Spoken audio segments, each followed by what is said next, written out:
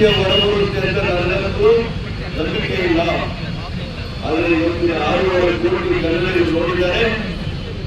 ಯಾವುದೇ ಒಂದು ವಿಷಯವನ್ನ ಕಾಂಗ್ರೆಸ್ ಸರ್ಕಾರ ಒಳ್ಳೆ ರೀತಿಯಲ್ಲಿ ನಿಭಾಯಿಸಲೇ ಇಲ್ಲ.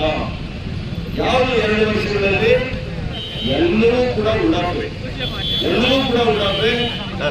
ಇಷ್ಟು ರೀತಿಯಲ್ಲಿ ಇವತ್ತು ಆತ್ಮಹತ್ಯೆಗಳಾಗ್ತಾ ಇದೆ, ಹತ್ಯೆಗಳಾಗ್ತಾ ಇದೆ, ರೇಪ್ಗಳಾಗ್ತಾ ಇದೆ.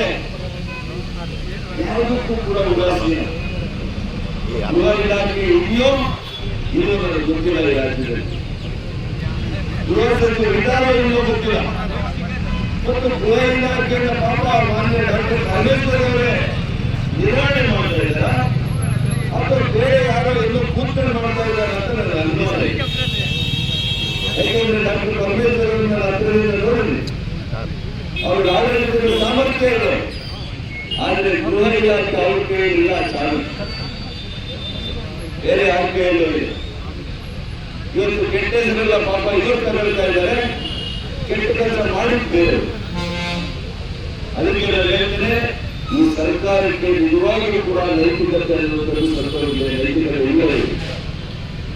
ಮಹಿಳೆಯರಿಗೆ, ವಿದ್ಯಾರ್ಥಿಗಳಿಗೆ, ಯುವಕರಿಗೆ, ರೈತರಿಗೆ ಯಾರಿಗೂ ಕೂಡ ಈ ರಾಜ್ಯದಲ್ಲಿ ರಕ್ಷಣೆ ಇಲ್ಲದಾಗಿದೆ.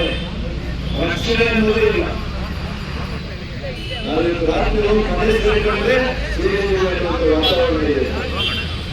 ಈ ಸರ್ಕಾರದಲ್ಲಿ, ಈ ಪೊಲೀಸ್ ವ್ಯವಸ್ಥೆಯಲ್ಲಿ ಈ ಒಂದು ಭ್ರಷ್ಟಾಚಾರ ಕೂಟದಲ್ಲಿ ಸಿಕ್ಕಾಕೊಂಡಿರ್ತಕ್ಕಂಥ ಈ ರಾಜ್ಯ ಸರ್ಕಾರ, ಇಂಥ ದರಿದ್ರ ಸರ್ಕಾರ 78 ವರ್ಷಗಳ ಇತಿಹಾಸದಲ್ಲಿ ಪಟ್ಟುಕೊಂಡು ಬಂದರೆ ಕರ್ನಾಟಕ ರಾಜ್ಯ ಎಂದೂ ಕಂಡಿಲ್ಲ ಅಂತ ನಾನು ಇವತ್ತು ಸ್ಪಷ್ಟವಾಗಿ ಹೇಳಲಿಕ್ಕೆ ಬಯಸ್ತೇನೆ.